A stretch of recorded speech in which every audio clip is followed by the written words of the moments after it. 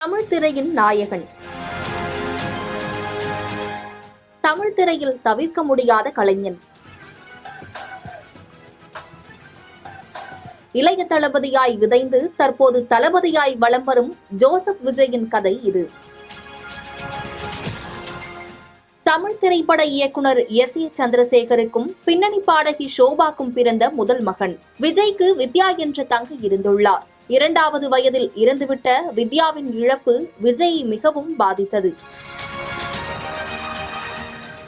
நிஜ வாழ்க்கையில் விஜய் மிகவும் அமைதியானவர், அதிகம் பேசாதவர் என்று நம்மில் நிறைய பேருக்கு தெரியும். அதற்கு காரணம் தன் தங்கையின் இழப்புதான் என்று அவர் தாய் ஷோபனாவே கூறியிருக்கிறார்.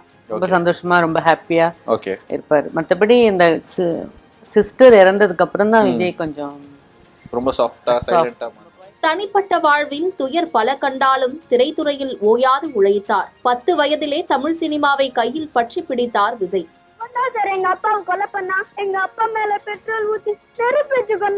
தனது தந்தை சந்திரசேகர் இயக்கிய வெற்றி என்னும் படத்தில் குழந்தை நட்சத்திரமாக அறிமுகமான விஜய் 18 வயதில் நாளைய தீர்ப்பு படத்தில் முதன்முறையாக முதன்மை நடிகராக கால் பதித்தார்.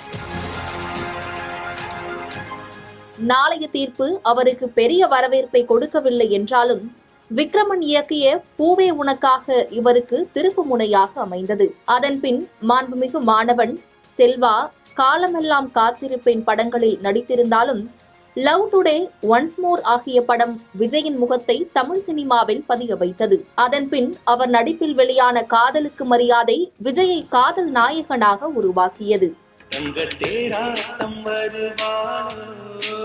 இதனைத் தொடர்ந்து நினைத்தேன் வந்தாய், பிரியமுடன், நிலாவே வா, துள்ளாத மனமும் துள்ளும், நெஞ்சினிலே, மின்சார கண்ணா போன்ற படங்களில் நடித்தார். இதன்பின் 2000வது ஆண்டு தொடக்கத்திலிருந்து இவர் பொழுதுபோக்கு படங்களில் மக்கள் விரும்பும் கதாபாத்திரத்தில் நடிக்க தொடங்கினார். ஃப்ரெண்ட்ஸ், பத்ரி, ஷாஜகான், தமிழன், யூத், பகவதி, வசீகரா, புதிய கீதை என 8 படங்களை ஒரே ஆண்டு நடித்து தன் கனவை சாதிக்க ஓயாது உழைத்தார். அதனால்தான் 2003 முதல் 2010ஆம் ஆண்டு அவருக்கு வெற்றி ஆண்டாக அமைந்தது.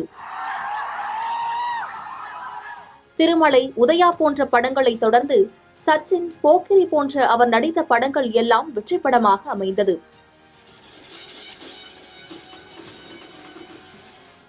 ரஜினிக்கு அடுத்து 100 கோடி வசூல் செய்த தமிழ் திரைப்படமாக விஜயின் துப்பாக்கி திரைப்படம் அமைந்தது.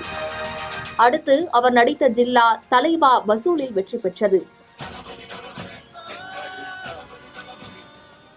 இது வெறும் ஆரம்பம்தான் என்று அட்லி இயக்கிய தெறி திரைப்படம் உச்சத்தின் உயர்வாக 172 கோடிக்கும் அதிகமான வசூல் செய்து இளைய தளபதியை தளபதியாக உருவாக்கிய களமாக அமைந்தது. மேலும் விஜய் அட்லியின் காம்போவில் வெளியான மெர்சல் 250 கோடிக்கும் அதிகமான வசூல் செய்து விஜயை பாக்ஸ் ஆபீஸ் கிங்காக வலம் பெற செய்தது.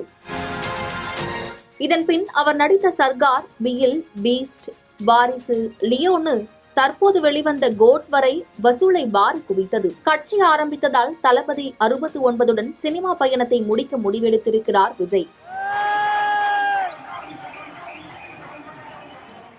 என் நெஞ்சில் குடியிருக்கும் என்று சொன்னாலே கூடும் கூட்டம் பல.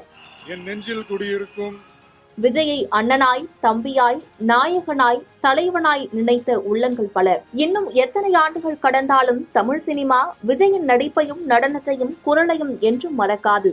எல்லா புகழும் ஒருவனுக்கே, நீ நதி போலே ஓடிக்கொண்டிரு.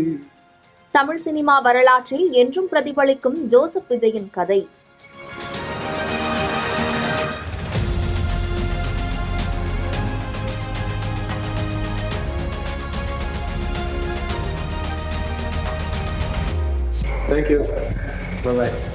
பாதகம் செய்பவரை கண்டால் நாம் பயங்கொள்ளலாகாது பாப்பா.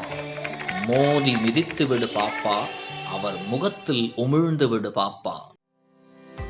அண்மை செய்திகளை உடனுக்குடன் தெரிந்து கொள்ள இணைந்திருங்கள் இயம்நாடு தொலைக்காட்சியுடன்.